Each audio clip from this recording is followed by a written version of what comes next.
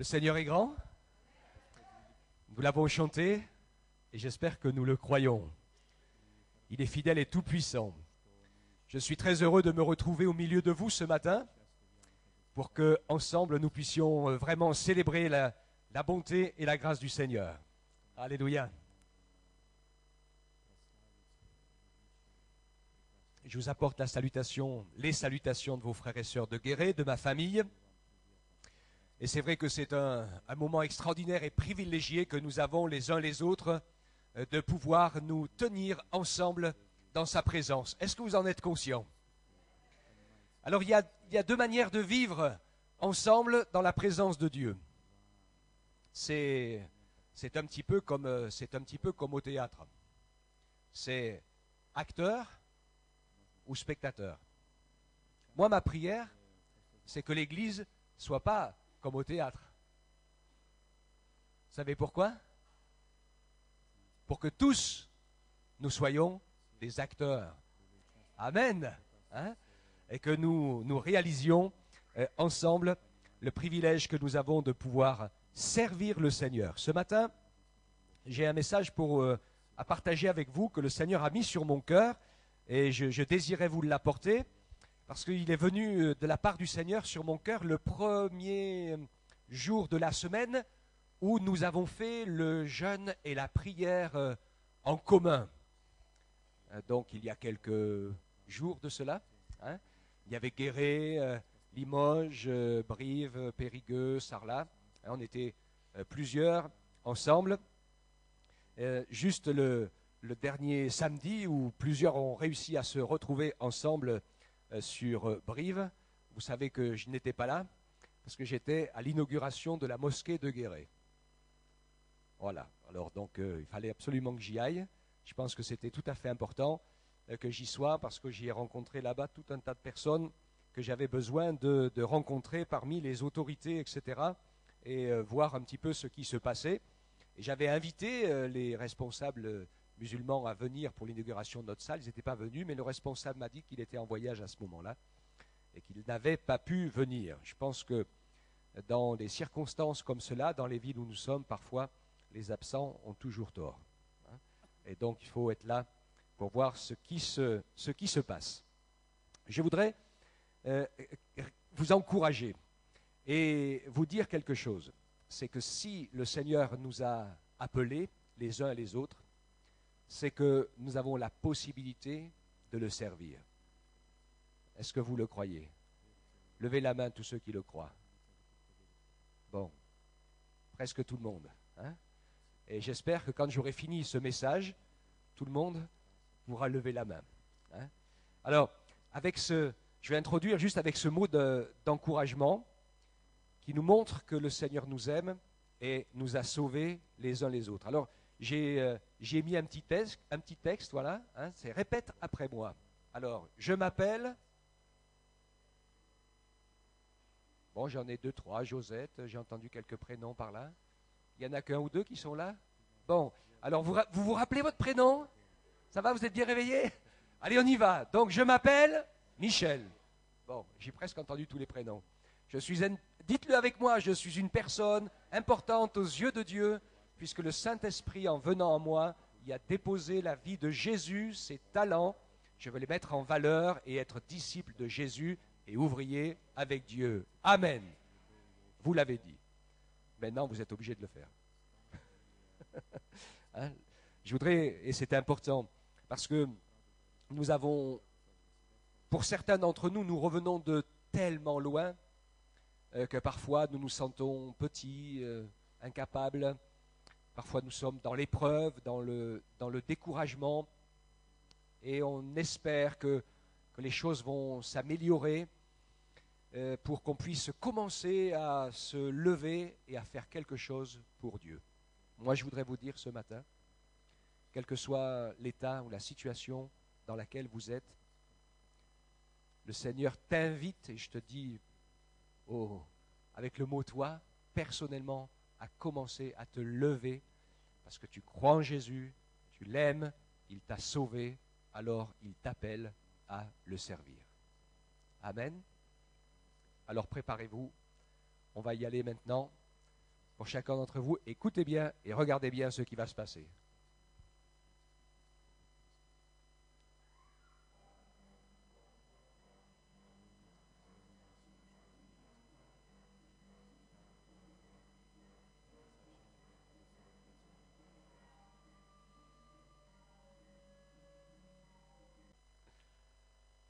Alors, vous avez vu? Ça vous rappelle quelque chose, hein? Mais ça m'a tellement parlé dans la réalité où le Seigneur est celui qui nous aime et qui est celui qui nous confie une mission. Ce que j'ai réalisé ce fameux matin-là, c'est que nous attendons beaucoup du Seigneur. Amen. Là, nous avons raison. Mais, parfois, nous attendons beaucoup trop de lui. Et je voudrais vous dire ce matin de la part du Seigneur que dans la plupart des choses que Dieu veut faire, pratiquement toutes, il a besoin de chacun d'entre nous. Alors, vous connaissez ce récit de l'Écriture dans Jacques qui nous parle de la foi associée aux œuvres. Alors on sait que ce texte a pu être déformé dans les milieux religieux où il ressort tout le temps cette idée qu'il faut mériter.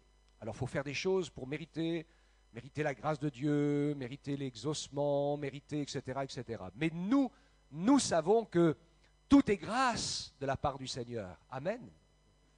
Que Dieu nous donne son pardon, son salut, sa bénédiction, non pas parce que nous les méritons, parce que nous ne les méritons pas, mais il nous les donne à une condition, c'est que nous le croyons. C'est la foi qui fait toute la différence entre nous qui sommes les disciples du Seigneur et un grand nombre de croyants, parce que finalement, la majorité des hommes et des femmes de la terre sont croyants. Il y a très peu de gens qui sont incrédules.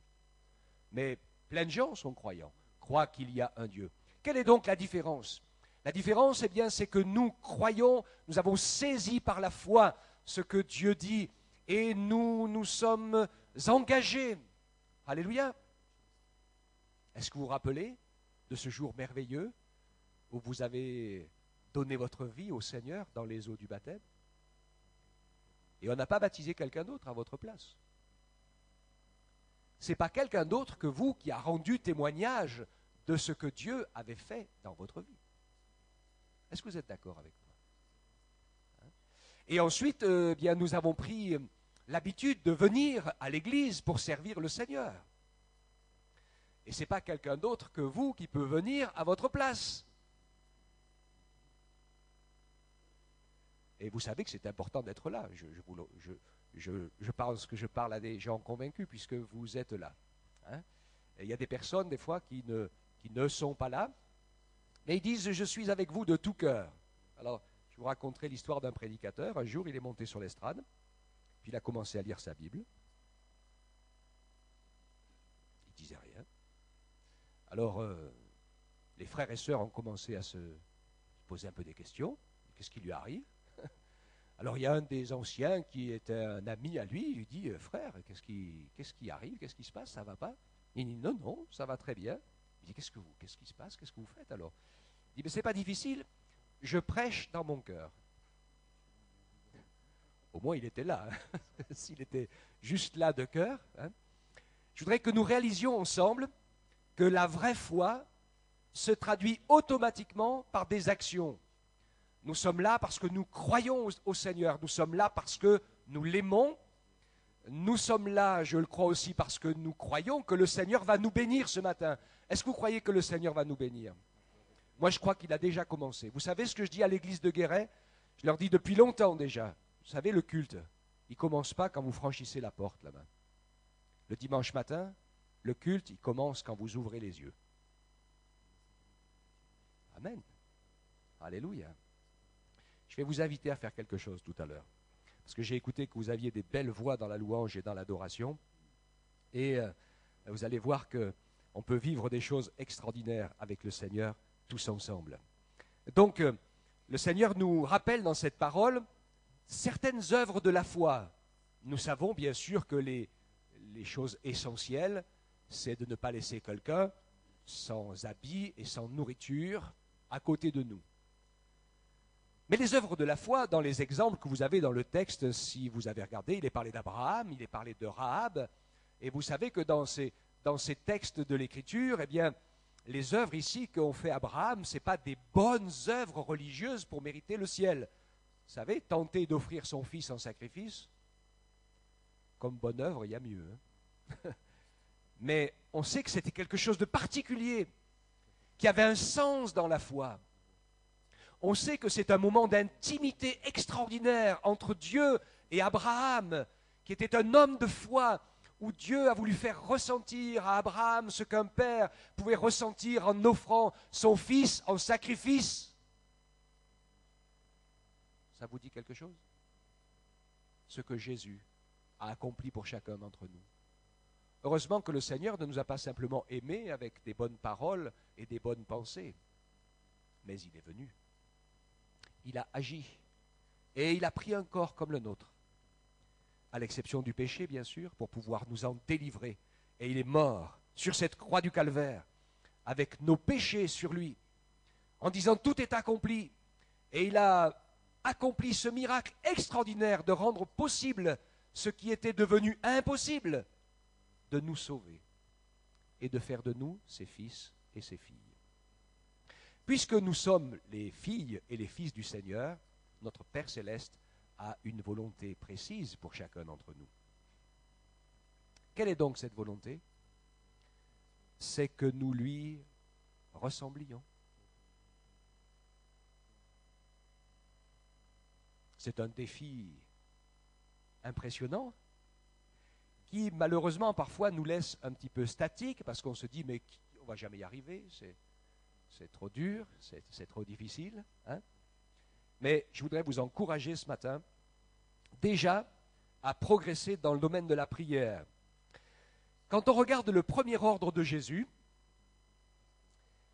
nous voyons que c'est un ordre actif. Avant qu'il s'en aille au ciel, il disait « Allez ». Déjà, ça nous bouge peut-être un peu par rapport à nos réalités. Nous, quand on veut prêcher la parole et qu'on veut que les âmes soient sauvées, on pense à l'Église, on pense au prédicateur qui prêche, on pense au message qui est diffusé d'une manière ou d'une autre, et notre mot principal pour nous c'est « venez ». C'est pas ça qu'on dit aux gens, hein? Venez. Vous avez remarqué que c'est difficile ça, hein? Il n'y en a pas beaucoup qui viennent. C'est normal parce que le Seigneur n'a pas dit venez, il a dit allez. Et je crois que nous ne devons pas oublier que pour chacun d'entre nous, le Seigneur nous a donné la capacité d'aller à la rencontre de notre prochain, avec l'amour de Dieu. Ce n'est pas dans mon message ce matin, mais je crois que je vais le dire quand même, parce que je crois que j'ai eu l'occasion de le partager au forum social à Josserand il n'y a pas longtemps, on a parlé des prisons, là c'est quelques jours derniers. Le problème qui nous manque à nous, c'est qu'on nous accuse de faire du prosélytisme, et on a raison. Parce que nous faisons du prosélytisme. Pourquoi? Parce que les gens ne nous intéressent que s'ils ont envie de venir à l'église et s'ils ont envie de devenir chrétiens et d'être sauvés. Et sinon, ils ne nous intéressent pas. Et ça, c'est pas normal. Est-ce que vous êtes d'accord avec moi? Tous les êtres humains sont dignes d'intérêt. Dans le livre de Job, il est dit que même si un homme abandonnait la crainte du Tout-Puissant, il a droit à la compassion de son ami. Moi, ce verset, ça m'a secoué et ça m'a interpellé. Montrer la réalité de l'amour de Dieu qui aime tous les hommes et qui veut que tous soient sauvés. Bien sûr, tous ne le seront pas parce qu'ils ne le saisiront pas par la foi. Mais je pense que Dieu est égal et juste pour tous et qu'il tend la main à chacun. Et qu'il est donc de notre devoir de faire pareil. Je voudrais que ce matin, il se passe quelque chose en chacun d'entre nous de la part du Saint-Esprit et que nous puissions vraiment ressortir différents de ce que nous sommes rentrés, en réalisant que nous sommes nous-mêmes les propres acteurs d'une grande partie de ce que nous demandons à Dieu de faire.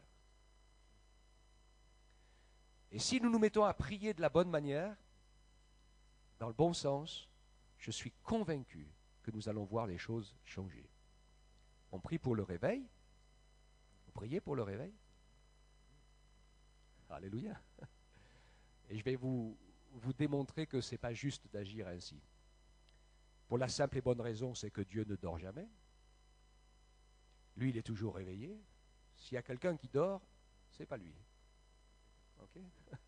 Alors là, limite, si on prie Seigneur, réveille-moi, parce qu'il ne peut pas prier réveille mes frères et sœurs, parce que vous connaissez l'histoire de la paille et de la poutre. Hein? Mais déjà, si on prie Seigneur, réveille-moi, ça peut commencer à changer. Hein? Parce que celui qui se réveille, en général, il se lève. C'est pas mal. Hein? C'est des mouvements simples, ce que je vous dis. C'est ce que vous avez fait ce matin. Hein? Mais vous comprenez où va la signification. Hein? Se réveiller, c'est se lever. Et tous les réveils sont arrivés dans des pays, dans des endroits, et ont commencé par des lieux où des hommes et des femmes qui aimaient le Seigneur se sont décidés de se retrouver, de se tenir devant Dieu, de chercher sa face et l'accomplissement de sa volonté jusqu'à ce que cela arrive. Vous savez que c'est comme ça que ça s'est passé avec le réveil et le retour de la vie du Saint-Esprit. Dans cette école biblique d'Azusa, en même temps en Asie, c'est arrivé, je crois, c'était à 2 ou 3 endroits à la fois, où des hommes ont lu dans la parole, des hommes, des femmes, que le Saint-Esprit agissait, et ils ont dit, mais c'est bizarre que ça ne se passe pas aujourd'hui. Et ils se sont mis dans la prière, ils se sont mis à chercher Dieu pour que ce qui se passait dans le livre des Actes des Apôtres, eh bien, puisse se revivre. Et le Saint-Esprit est descendu, et l'œuvre du Saint-Esprit a recommencé à partir de ce moment-là, pour un réveil mondial avant que Jésus revienne. Alors nous, on est toujours un peu à la traîne, pour la simple et bonne raison, nous les Français, que nous avons 2 grands défauts. Le premier qui est socio-culturel et structurel, c'est que nous râlons tout le temps.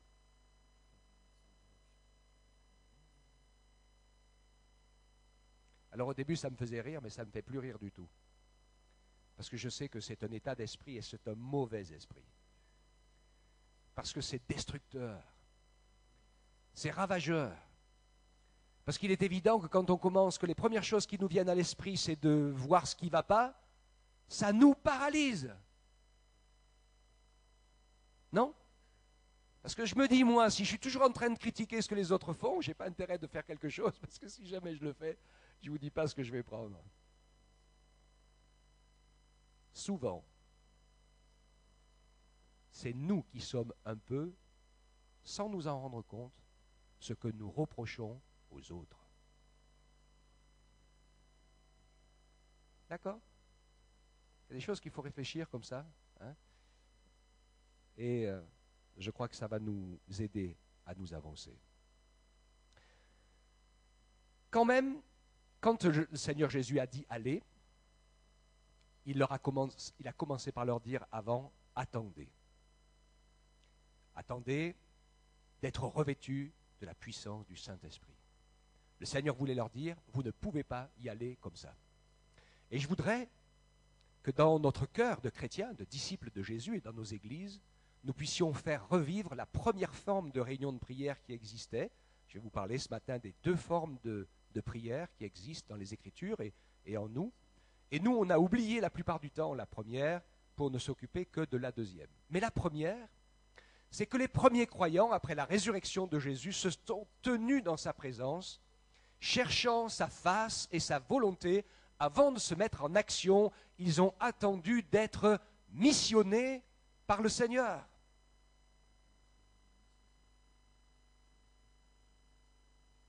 D'accord? Et puis, leur prière et leur pensée, le Saint-Esprit est venu et a agi. Et c'est ce que le Seigneur m'a montré dans cette première réunion de jeûne et de prière, quand nous étions ensemble avec quelques-uns à midi le lundi, avec quelques guérétois, tous ensemble. Je me suis dit, souvent, on se retrouve dans nos réunions de prière et on vit que la deuxième partie, c'est-à-dire qu'on a des sujets, on se retrouve et on demande à Dieu de faire tout un tas de choses. Je suis toujours sur la première, bouge pas. Je vais aller à la deuxième après. alors que finalement, le moteur de l'Église, le démarrage de l'Église, c'est ces hommes et ces femmes qui se tiennent devant le Seigneur et qui attendent, se demandant comment les choses vont se faire. À ce moment-là, bien sûr, ils ne savent pas. Et ils ne savent pas encore ce qui va se passer, comment le Saint-Esprit va descendre, comment ils vont être bouleversés, comment les langues de feu vont descendre sur eux, comment ils vont parler dans des langues nouvelles, et que ainsi, eh bien, la bonne nouvelle de l'Évangile va pouvoir être annoncée de manière publique par Pierre pour la première fois. Et ça, c'est un moment extraordinaire. Ils ont vécu selon la direction que le Saint-Esprit leur a donnée. Et nous devons revenir à cette forme de prière aussi, de pouvoir nous tenir devant le Seigneur, en disant, Seigneur, tu m'as donné des talents, montre-moi quels ils sont, pour que je les mette en action au profit de mes frères et sœurs. Tu as pour chacun d'entre nous une volonté et un plan. Personne d'entre vous ici n'est le fruit du hasard. Dieu nous a donné la vie, il nous a voulu, nous avons reçu de sa part à chacun une mission. Chacun d'entre nous a une mission. Et je vous le dis de la part du Seigneur ce matin. Ne laissons pas le temps et les années passer pour qu'un jour nous nous retrouvions devant Dieu en disant « Mais Seigneur, j'ai cru en toi, je t'ai fait confiance. » Et le Seigneur va vous montrer toute la liste de ce qu'il avait préparé pour vous et que vous n'avez pas fait et que vous n'avez pas vécu. Bon, maintenant, vous ne pouvez pas le dire que vous ne le savez pas. Parce que c'est comme ça que les choses se passent. Et c'est le premier modèle de prière de l'Église. Le deuxième modèle, c'est d'être ensemble, bien sûr, pour plusieurs sujets de prière. Jésus disait dans Matthieu, lorsque deux d'entre vous s'accordent pour demander quelque chose, votre Père va vous le donner. Nous voyons la première Église vivre cette forme de prière dans Acte 12, quand Pierre était emprisonné, et que l'Église rassemblée là dans la nuit, intercédait, priait au pied du Seigneur, et de tout son cœur, les chrétiens priaient pour que le Seigneur vienne au secours de Pierre. Et je retrouve bien ici la deuxième forme des réunions de prière, qui est celle que nous vivons le plus couramment, et qui, quelque part, est parfois la moins efficace ou plus ou moins efficace. Parce que souvent, on prie sans trop y croire. Vous savez, ce n'est pas nouveau. Hein? Parce que quand Pierre a été délivré par l'ange, et qu'il est revenu retrouver les frères et sœurs à cette fameuse réunion de prière, et que la servante Rhodes, entendant taper à la porte, est venue voir, et a dit, c'est Pierre qui est là, les autres, ils ont tous dit, c'est pas possible. Alors pourquoi il priait alors? C'est pas lui, c'est son fantôme. Hein? Il priait, mais il n'y croyait pas. Vous vous y reconnaissez pas un peu? Moi, je m'y reconnais. Moi, je m'y reconnais. Parce que dans cette forme de réunion de prière, qui est, je vais dire, la forme ordinaire, nous ne sommes pas des acteurs. Nous comptons sur le fait que Dieu va faire les choses. Nous envoyons le Seigneur faire les choses. Et trop souvent, nous ressemblons à ces gens qui font une liste de courses, c'est notre réunion de prière, et qui demandent au Seigneur d'aller les faire. Oui?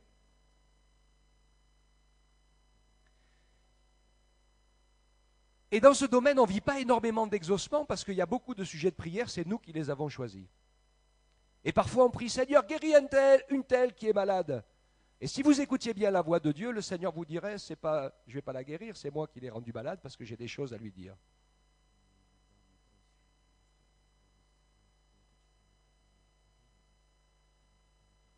Ça vous dit quelque chose?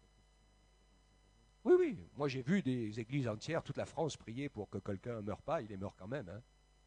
Parce que quand Dieu a décidé, vous pouvez faire ce que vous voulez. Hein. Et puis d'autres qui étaient décidés et condamnés pour la mort. Et puis un frère, une sœur est venu à prier de tout son cœur, simplement au nom de Jésus. Et la personne a été miraculée. Alléluia.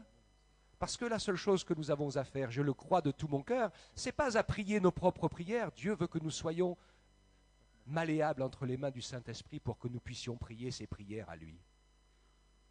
Et Jésus, il a des prières plus importantes que les nôtres. Elles ont un sens. Il sait où il va. Il sait pourquoi. Il sait quand. Il sait comment. Et si on est dans cette prière-là, nous allons être encouragés et voir des exaucements. Alléluia. Hein? Mais si nous faisons notre liste de courses, ça ne va pas marcher.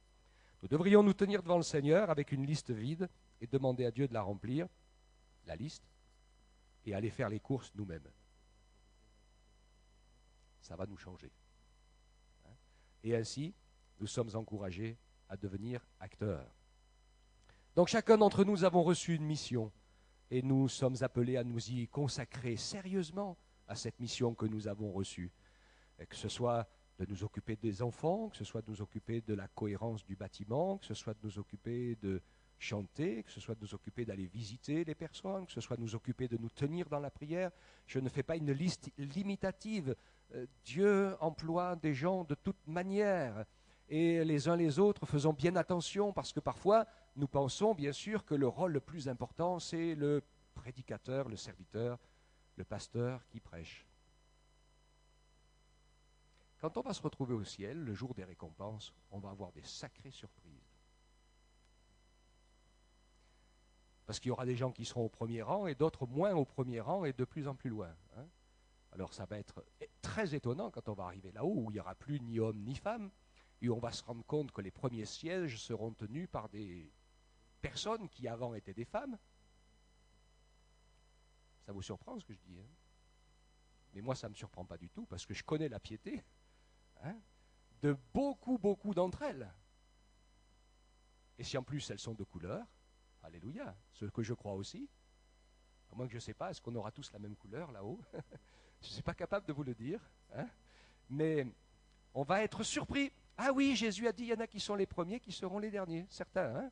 Mais donc dans l'échelle des valeurs, ne nous laissons pas piéger. Il n'y a pas d'échelle de valeurs par rapport à nos propres jugements à nous. L'échelle des valeurs, c'est que chacun d'entre nous soit dans la mission que Dieu lui a confiée. Ça, c'est important. Et si vous êtes quelqu'un dont personne ne voit le ministère parce que le Seigneur vous a demandé de vous tenir dans la prière pour son œuvre, vous êtes une personne clé. Si vous êtes quelqu'un qui fait de l'administration, qui s'occupe, pourquoi pas, de la sécurité du bâtiment, où presque personne ne le voit ou le sait non plus, si c'est le Seigneur qui vous a demandé, qui vous a formé, préparé pour cela, alléluia, faites-le. On a besoin de tout. Amen. L'essentiel, c'est de nous mettre au travail dans la mission que nous avons reçue et de ne pas faire l'œuvre que Dieu nous a donnée avec négligence, de ne pas enterrer les talents que nous avons reçus de Dieu. Nous sommes appelés à les faire valoir avec pour motivation l'amour de notre prochain et l'amour de nos frères et de nos sœurs. Je sais qu'il y a des personnes, et ça m'est arrivé, une dame, je me rappelle particulièrement, qui me disait « Oh, moi je viens à l'église, mais ce n'est pas pour les frères et sœurs, parce que moi je viens, c'est uniquement pour le Seigneur. » J'ai dit « Eh bien, ça va être dur, quand vous allez être au ciel. Parce qu'ils y seront tous, normalement. Donc, si vous ne pouvez pas vous habituer à leur présence sur la terre, comment vous allez faire pour les supporter pendant l'éternité? Il vaudrait mieux essayer d'y arriver tout de suite. Amen. On vient à l'église pour être ensemble et pour servir Dieu ensemble. Alléluia. Donc nous avons reçu cette mission, nous avons des missions différentes et communes. Dans le texte qui suit, où nous lisons dans la première épître Paul aux Corinthiens au chapitre 12, nous voyons cette parole tout à fait particulière. Il dit « Vous êtes le corps de Christ et vous êtes ses membres, chacun pour sa part. Et Dieu a établi dans l'Église, premièrement des apôtres, deuxièmement des prophètes, troisièmement des docteurs, ensuite le don des miracles, puis le don de guérir, de secourir, de gouverner, de parler diverses sortes de langues. Tous sont-ils apôtres? Tous sont-ils prophètes? Tous sont-ils docteurs? Tous font-ils des miracles? Tous ont-ils des dons de guérison? Tous parlent-ils en langue? Tous interprètent-ils? Aspirez aux dons les meilleurs. Amen. » Vous verrez que dans cette liste, la première liste qui est faite, il y a un certain nombre de dons. Et puis vous en avez deux. Quand il dit tous, tout le monde n'est pas apôtre. Tout le monde dit ne parle pas en langue ou interprète. C'est pas, je crois que Dieu veut que tout le monde parle en langue dans le baptême du Saint-Esprit. Mais il est question ici des dons spirituels, parler en langue et interpréter. Donc tous n'exercent pas ce don spirituel-là. J'espère qu'on en exerce chacun, ou peut-être un peu plus. Mais par contre, tous peuvent secourir et gouverner. Parce que le Seigneur a fait de nous ses fils de roi, et nous sommes tous déjà appelés à gouverner en premier sur notre propre vie. C'est là que ça commence. Parce qu'il y en a qui n'arrivent pas à gouverner sur leur propre vie, ils veulent gouverner sur les autres. Hein? Donc gouverner, c'est prendre en main sa propre vie. Et ne pas, comment dirais-je, ne pas se laisser aller. Prenons soin les uns les autres d'étudier notre propre personne. Je vais vous dire, de la part du Seigneur, que nous avons tous besoin de faire des progrès. Même moi. Hein? Et je sais que le Seigneur m'a arrêté un moment de ma vie, dans ma folie, parce que je le servais comme des œillères, billes en tête, et je suis passé à côté d'un grand nombre de choses, et ça faisait des années et des années que je le servais. Et le Seigneur m'a arrêté. Et dire maintenant, il faut que ça change. Alors des fois on se rassure, parce qu'on est converti depuis des années, qu'on sert le Seigneur depuis des années, mais ça fait aussi des années qu'on n'a plus fait d'expérience et plus fait de progrès.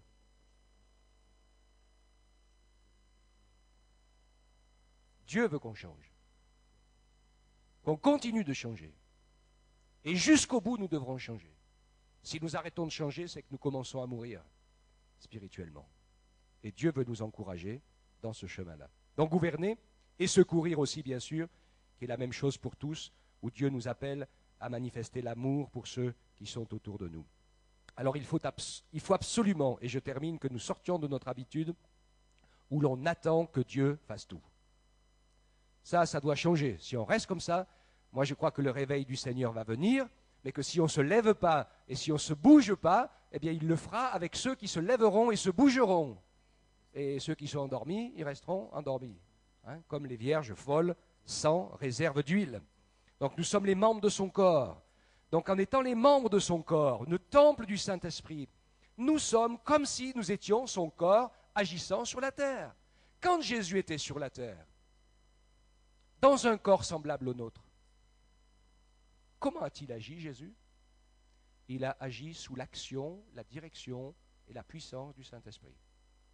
Il aurait pu faire plein de choses de lui-même puisqu'il est Dieu et il est la parole créatrice et tout-puissant. Il n'a rien fait de lui-même. D'accord? C'est extrêmement important. Il n'a fait que ce que son Père lui a révélé par le Saint-Esprit. Il a suivi ce chemin-là. C'était le chemin de l'obéissance, nous dit l'Écriture, dans laquelle il a souffert, apprenant à marcher jusqu'au bout en obéissant. Donc, le même principe, parce qu'on n'est pas aussi parfait que lui, je le sais très bien, hein, mais le même principe est valable pour nous. C'est pour cela que Jésus disait, non seulement vous ferez les œuvres que j'ai faites, mais vous en ferez de plus grandes, sous-entendu de plus nombreuses, parce que si tout le monde s'y met, alors tout devient possible. Moi, j'essaye de m'imaginer l'Église du Seigneur se réveillant et se mettant à travailler comme le font les ruches et les abeilles, hein, où chacun a son rôle, sa tâche et son boulot, et tout le monde travaille avec l'objectif de la multiplication de la collectivité et la réussite de je ne sais pas quoi pour eux. Hein. Eux, ils suivent l'instinct. C'est de la bonne nourriture pour nous, leur instinct. Hein. Ça va pas mal, le miel. Hein. Et donc, le Seigneur nous encourage à avoir cette même direction. Donc, nous sommes son corps. Le Saint-Esprit veut parler, eh bien nous sommes sa bouche. Il veut aussi voir la misère et la souffrance du monde, mais nous sommes aussi ses yeux. Nous avons le droit de nous servir de notre intelligence. Quand je parlais au forum social, je disais pourquoi le Seigneur nous a-t-il donné des yeux? Nous pouvons nous trouver dans une société, nous pouvons être dans des endroits, être auprès de gens, voir ce qui ne va pas. Faire quelque chose qui ne se fait pas encore. J'ai vu sur la télé un pasteur dans l'est de la France qui a ouvert, je ne sais pas si certains ont vu ça sur la télé The Mag, il a ouvert un skatepark. Alors les jeunes viennent, ils sont là avec les chrétiens, c'est eux qui tiennent.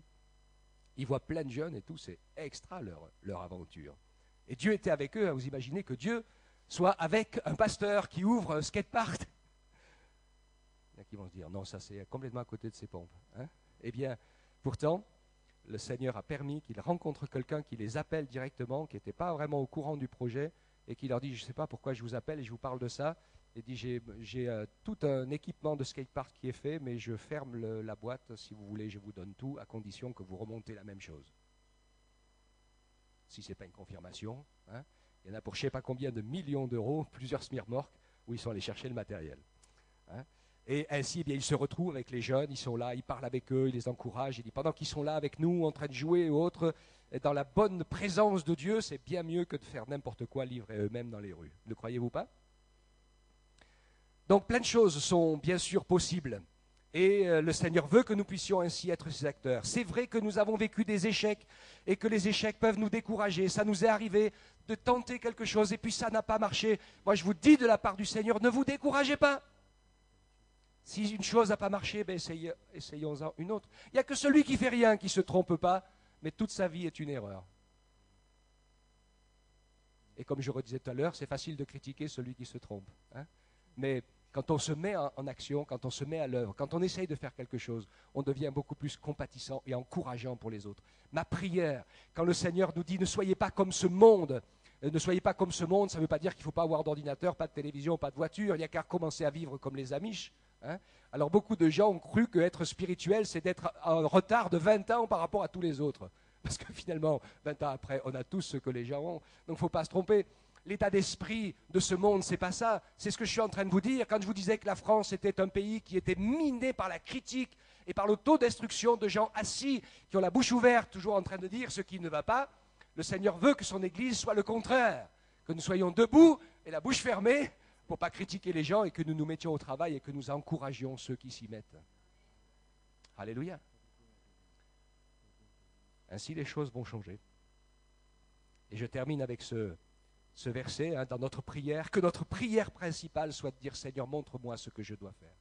Et quand on commence à comprendre ce que le Seigneur nous invite à faire, eh bien, préparons-nous, étudions, travaillons, formons-nous. Amen. On a besoin d'apprendre. Parfois, on croit qu'on sait tout et on ne sait pas grand-chose. Tout ce que vous faites, Colossiens 3, 23, dit « Faites-le de bon cœur, comme pour le Seigneur, et non pour des hommes. » Hein? Donc, le Seigneur nous encourage ainsi à pouvoir nous mettre au service de notre prochain par amour pour Dieu. Comme je l'ai dit tout à l'heure, hein, quand le Seigneur Jésus disait « Celui qui a eu faim, vous m'avez donné à manger, j'ai eu soif, j'ai eu froid, vous êtes allé me visiter, vous avez fait ceci, cela. » Chaque fois que vous l'avez fait à quelqu'un, c'est à moi que vous l'avez fait. Amen. Tout ce que nous faisons pour ceux qui nous entourent, c'est à Jésus qu'on le fait. En personne. Lui, il n'a besoin de rien. Hein. Mais c'est à lui que nous le faisons. Que Dieu nous permette ainsi. Alors je termine en vous rappelant, on y reva? Hein? Allez, écoutez bien.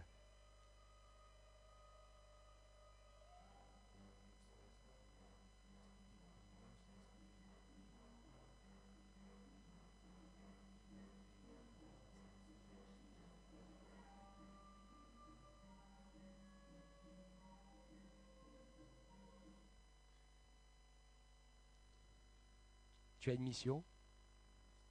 Si tu l'acceptes, ce message ne se détruira jamais.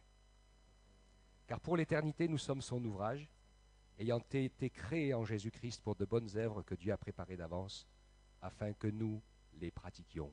Amen. Je voudrais que ce matin, les uns les autres, nous puissions ressortir différents et nous dire, je vais arrêter d'attendre que Dieu fasse tout. Je vais arrêter d'attendre que mes frères et sœurs fassent tout. Je vais arrêter de me reposer et de prier en disant, Seigneur, j'ai besoin, fais ceci, fais cela. Mais que tu puisses te dire, maintenant, je vais commencer à prier en disant, Seigneur, qu'est-ce que tu veux que je fasse? Montre-moi, qualifie-moi. Et que chacun d'entre nous, nous puissions ainsi devenir les acteurs dans sa présence. Comme dans l'adoration, j'ai écouté, c'est pour ça que j'ai dit que j'allais terminer en vous disant quelque chose. J'ai écouté quelque chose de formidable tout à l'heure. La voix de quelques frères et sœurs qui se sont élevés pour adorer Dieu. Alors, à Guéret, ça fait un bout de temps quand même que je les ai un peu secoués sur ce domaine-là. J'ai dit, écoutez-moi, pendant qu'on est ensemble, Dieu recherche des adorateurs. Seigneur attend que nous ouvrions notre bouche. C'est l'adversaire qui nous ferme la bouche. Parce que quand on a la bouche fermée, on proclame rien et on vit rien. Hein. Mais Dieu veut que nous ouvrions la bouche. Et on peut faire le culte de deux manières. On peut être là, un peu comme des spectateurs, en attendant la prière de l'autre, de l'un, de l'autre, dire « Ah, ben celui-là, il a bien prié ce matin. Ah, ben, ou alors il dit toujours la même chose. Hein. Oui, je connais. Hein. On peut faire comme ça. Et chacun d'entre nous, nous n'aurons pas le temps de faire notre adoration devant le Seigneur, hein, avec une prise de parole individuelle. Et on peut donc se reposer sur la louange de tous les autres. Et puis finalement, quand on fait comme ça, moi ça m'est jamais arrivé parce que je ne supporte pas, hein, on ressort comme on est rentré. Ou alors on peut aussi élever notre voix tous ensemble. Parce que j'ai remarqué que quand il y en avait un ou deux qui s'est mis à prier, les autres se taisaient. Moi je dis souvent que dans le culte, ce n'est pas comme dans la réunion de prière. Dans la réunion de prière, on se met d'accord, 2 ou 3, et on dit amen à la prière. Dans le culte, je m'en fiche, moi, que mon frère il écoute ou il n'écoute pas. Ce n'est pas à mon frère que je parle. C'est à Dieu. Alléluia. Hein? Donc nous pouvons élever notre voix tous ensemble. Et s'il y en a 2, 3 qui prient en même temps, qui adorent le Seigneur, si on s'y met tous à adorer le Seigneur en même temps, les murs vont trembler. Ne vous inquiétez pas, ils ne vont pas tomber, hein, on les a bien révisés. Hein. Donc, apprenons à louer le Seigneur de tout notre cœur. Nous pouvons adorer Dieu pendant 1 minute, et puis passer le temps à écouter les autres adorer le Seigneur, ou on peut passer une demi-heure à adorer le Seigneur ensemble, et ressortir, rafraîchir, renouveler, et surtout ressortir pas comme on est rentré. Qu'est-ce que vous préférez? Hein? Alors on va faire revenir les musiciens et les chanteurs, et puis on va s'y mettre, et puis je crois que les uns les autres on a envie de louer le Seigneur, de faire entendre notre voix, de proclamer sa gloire. Nous voulons être ses adorateurs. Moi je pense au roi David, hein. On se sert souvent de l'image du roi David comme le pasteur idéal, le chrétien idéal, d'accord? Il n'a pas pu être chrétien parce qu'il ne connaissait pas Jésus, et il n'était surtout pas pasteur, parce que lui c'était un homme d'État, hein. Mais David était un homme de louange et d'adoration. Hein. C'était un ministère de louange. Il adorait Dieu de manière extraordinaire. Il a organisé la louange dans le temple comme jamais ça a été. Je pense qu'il y en a quelques-uns qui ont dû avoir les oreilles qui défrisaient quand il a sorti les cymbales, les sitars, les tambourins et tout, et que lui sautait, dansait et louait devant le Seigneur. Il y en a même qui se sont fichus de sa poire. Mais ça n'a pas d'importance. Hein. Lui, il était en train de vivre un temps de communion avec Dieu. Il a été bouleversé, renouvelé, il a appris des choses. Parce que quand on est dans la présence de Dieu avec le cœur ouvert, le Saint-Esprit descend, déverse des flots de son amour sur nous et il change des choses. Il travaille dans notre cœur. Hein? Alléluia. Ouvre ta bouche, dit le Seigneur, et je la remplirai. Que ce matin, le Seigneur puisse trouver en nous un peuple d'adorateurs qui le servons de tout notre cœur et qui ne sont pas timides pour lui. Alléluia. Amen.